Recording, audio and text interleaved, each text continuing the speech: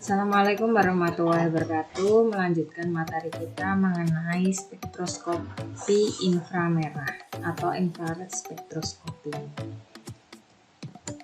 Nah, langsung saja. Jadi kita bahas dulu apa sih itu spektroskopi.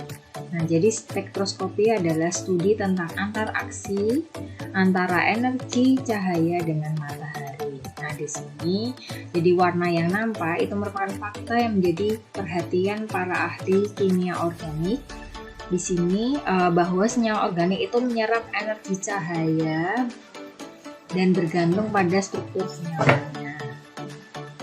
Kemudian untuk metode spektroskopi sendiri ini banyak digunakan untuk penentuan, kemudian mengkonfirmasi struktur molekul dan mengetahui kemurnian suatu senyawa. Jadi dari spektroskopi nanti ada beberapa jenis. Nah, ada inframerah, UV, dan sebagainya. Jadi almost any compound having covalent bond, whether organic or inorganic, absorb various frequency of electromagnetic radiation in the infrared region of the electromagnetic spectrum.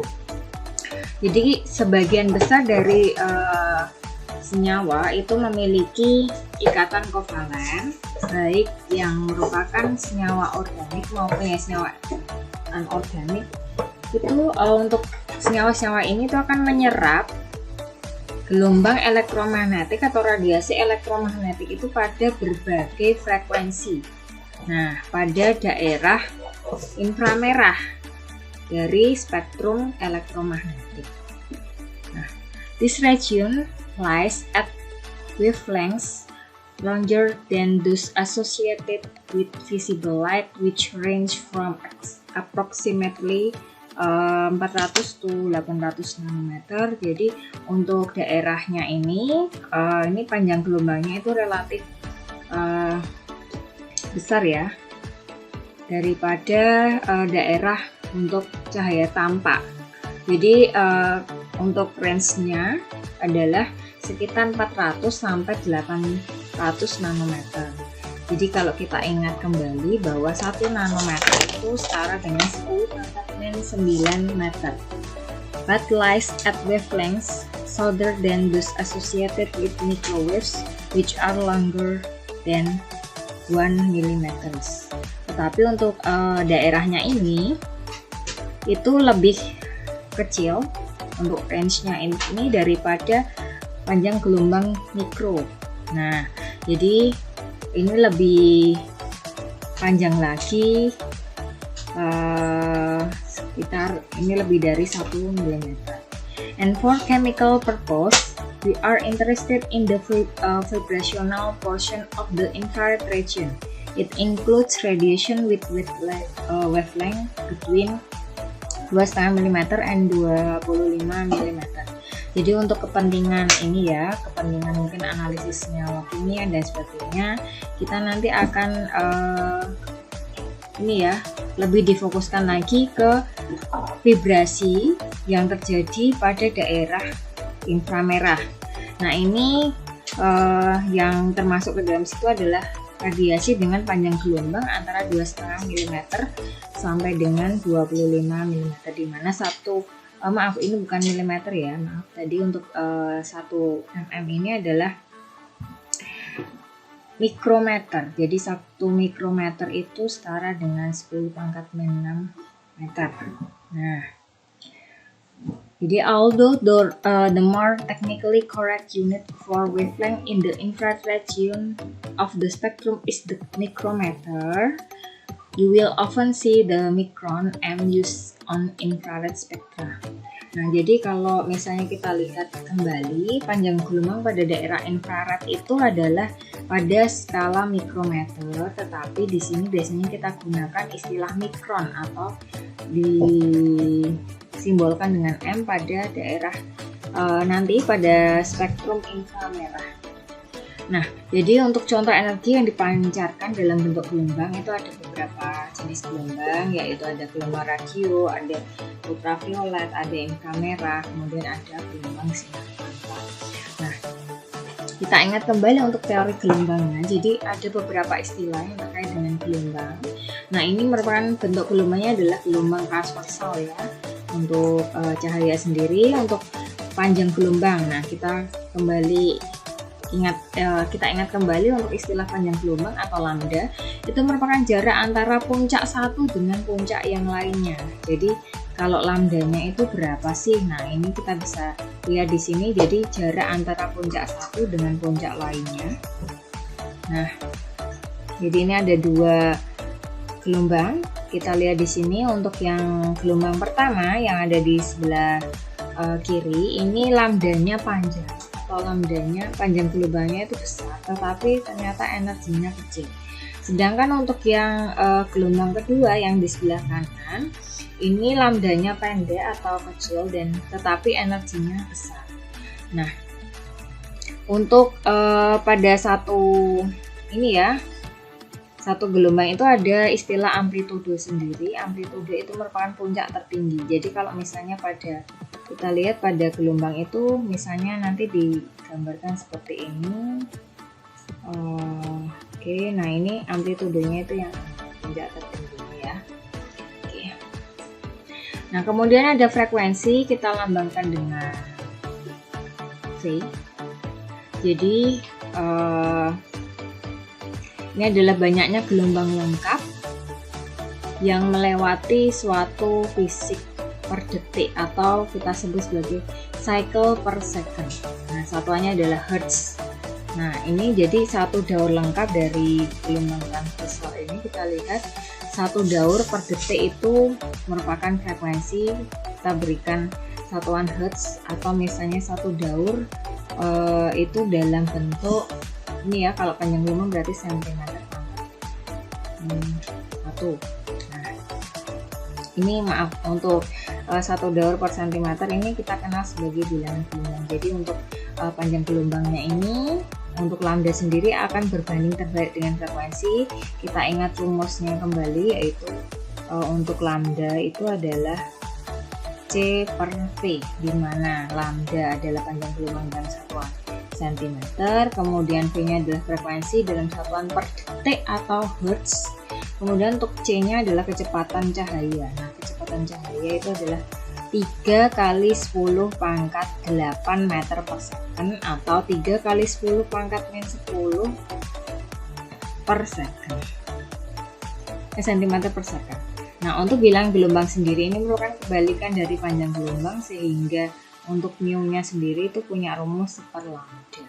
Nah, kemudian bagaimana sih hubungan antara energi dengan panjang gelombang? Kalau kita lihat ulas kembali tadi, nah ini pada gambar yang sebelah kiri kan lambdanya panjang, energinya kecil, sedangkan yang gambar kedua ini lambdanya pendek, energinya besar. Nah, di sini kita lihat hubungan antara energi dengan panjang gelombang adalah kebalikannya. Nah, dengan rumus E sama dengan H dikalikan C per lambda, di mana E-nya adalah energi cahaya, satuannya adalah ERG, kemudian H adalah konstanta Planck atau Planck, 6,62 kali 10 pangkat 2 27 ERG dikalikan second, kemudian V-nya frekuensi dalam satuan per detik atau hertz, kemudian ada C adalah kecepatan cahaya, dan lambda sendiri adalah panjang gelombang. Nah, kita lihat di sini. Ini adalah untuk ini ya, panjang gelombang dari masing-masing ini ya, cahaya. Di sini ada sinar kosmik, kemudian ada sinar gamma, kemudian ada sinar X, ada cahaya atau sinar ultraviolet, kemudian cahaya tampak atau visible, kemudian inframerah, microwave, kemudian gelombang radio. Nah, ini gelombang ya untuk jenis-jenis gelombangnya. Kemudian di sini masing-masing punya panjang gelombang sendiri-sendiri dan frekuensi sendiri-sendiri. Nah, kita lihat di sini. Jadi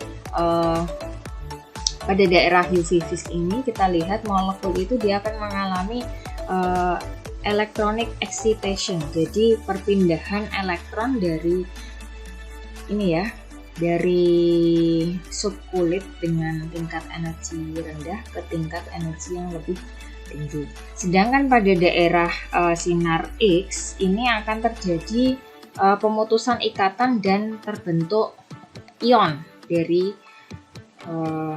ion atom-atom yang menyusun senyawa tersebut atau molekul tersebut. Kemudian pada daerah inframerah, di sini pada daerah inframerah ini dengan panjang gelombang 10⁻⁶ sampai dengan 10⁻³ meter ini akan terjadi vibrasi untuk molekulnya. Jadi nanti kemudian bisa melebar atau mengecil. Kemudian pada gelombang microwave ini akan terjadi rotasi atau perputaran molekul. Nah, sedangkan kalau kita ketahui sendiri, ini yang bisa dilihat oleh mata manusia adalah panjang gelombang sinar tampak ini. Jadi benda itu dapat menyerap panjang gelombang sinar tampak. Kemudian ini akan nanti bisa kita lihat dalam bentuk warna ya. Jadi misalnya violet, kemudian biru dan sebagainya. Nah, mungkin nanti bisa dipahami kembali pada materi fisika. Nah, kemudian bagaimana sih bentuk interaksi radiasi dari cahaya tadi atau gelombang elektromagnetik dengan materi?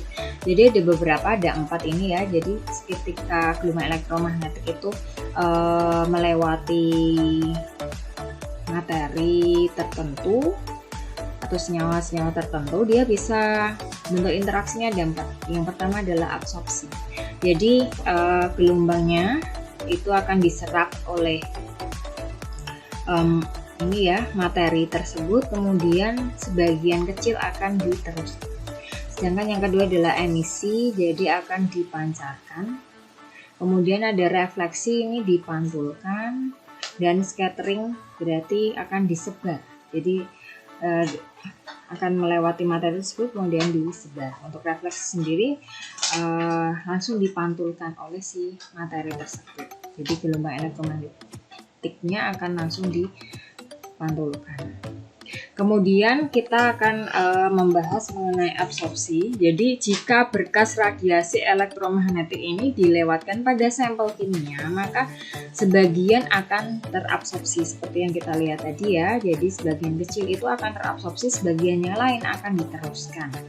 Nah, energi elektromagnet yang ditransfer ke molekul sampel ini akan menaikkan tingkat energi sehingga akan menuju dia bisa meningkat ke tingkat tereksitasi. Jadi untuk eksitasi energi ini nanti dapat berupa eksitasi elektronik, vibrasi dan rotasi. Nah, molekul itu akan dieksitasi sesuai dengan panjang gelombang yang diserapnya. Jadi di sini akan dieksitasi sesuai dengan lambda yang diserapnya.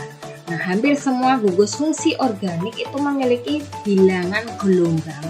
Kita ingat kembali tadi bilangan gelombang itu adalah 1/lambda ya.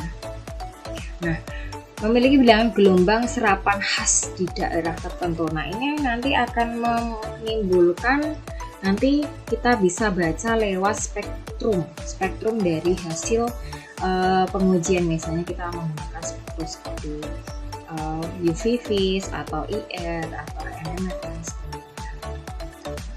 Kemudian ada beberapa tipe spektroskopi. Jadi yang pertama adalah spektroskopi ultraviolet atau UV. Ini dasarnya adalah keadaan energi elektronik. Nah, fungsinya apa untuk UV ini? Spektroskopi UV itu untuk menentukan molekul konjugasi, kemudian adanya gugus karbonil dan gugus nitro. Nah, kemudian untuk spektroskopi inframerah ini dasarnya adalah keadaan energi vibrasi. Ini fungsinya untuk menentukan gugus fungsional dan struktur ikatannya. Nanti apakah dia ikatan tunggal, rangkap, dan seterusnya. Ataukah untuk gugus fungsionalnya apakah dia mengandung gugus ini alkohol misalnya, atau mungkin gugus karbonil dan sebagainya. Kemudian spektroskopi NMR ini adalah dasarnya adalah keadaan spin inti. Ini fungsinya untuk menentukan bilangan, tipe, dan posisi relatif dari proton. Nah, jadi untuk menentukan inti hidrogen dan inti karbon C13. Kemudian untuk spektroskopi massa, ini dasarnya adalah penembakan elektron berenergi tinggi. Fungsinya adalah untuk menentukan berat molekul atau MR ya, massa molekul relatifnya, kemudian keberadaan nitrogen dan halogen. Jadi di sini untuk spektroskopi massa ini untuk mengkonfirmasi apakah kita senyawa yang kita analisis itu kemudian kita reka-reka menggunakan berbagai jenis spektroskopi di awal, pakai UV vis, pakai inframerah, pakai NMR, sehingga nanti kita tahu misalnya, oh kita kok tahu kalau dia itu adalah etanol. Nah, misalnya ada C2H5OH. Nah, itu kita konfirmasi mulai dari inframerah. Oh, ada gugus alkoholnya, ada OH-nya. Kemudian strukturnya gimana? Ada ikatan kovalen tunggal. Nah, atau misalnya menggunakan UV vis. Nah, atau menggunakan NMR ini. Nah, ini kemudian kita konfirmasi mengenai spektroskopi massa sehingga kita tahu MR-nya. Oh, MR-nya C2H5OH itu misalnya ini adalah 46 ya. Misalnya dari spektroskopi massa kita tahu berat molekulnya adalah 46. Nah, ini untuk mengkonfirmasi saja bahwa dari hasil ini spektroskopi yang sudah kita lakukan sebelumnya itu sesuai. Oh iya benar, ternyata kita menyimpulkan dia adalah etanol. Ternyata melalui spektroskopi massa juga menunjukkan bahwa berat molekulnya juga sama dengan berat molekul dari etanol. Oke. Jadi di sini untuk ringkasannya kita lihat. Jadi types of energy transition in each region of the electromagnetic spectrum. Jadi ini adalah tipe transisi energi, jenis-jenis transisi energi dalam setiap daerah pada spektra elektromagnetik. Nah, jadi misalnya pada sinar X itu akan terjadi transisi energi berupa pemecahan ikatan atau bond breaking. Kemudian pada UV vis, ultraviolet atau visible, ini akan terjadi energi transisi yang berupa transisi elektronik. Kemudian pada infrared, inframerah itu akan terjadi transisi akibat vibrasional, vibrasi. Kemudian microwave terjadi energi transisinya berupa rotasional. Kemudian pada frekuensi radio ini akan terjadi nuclear spin, yaitu untuk NMR ya, ini nuclear magnetic resonance. Kemudian dan electronic spin untuk electronic spin resonance. Oke, mungkin itu saja untuk pengantar spektroskopi. Semoga bermanfaat.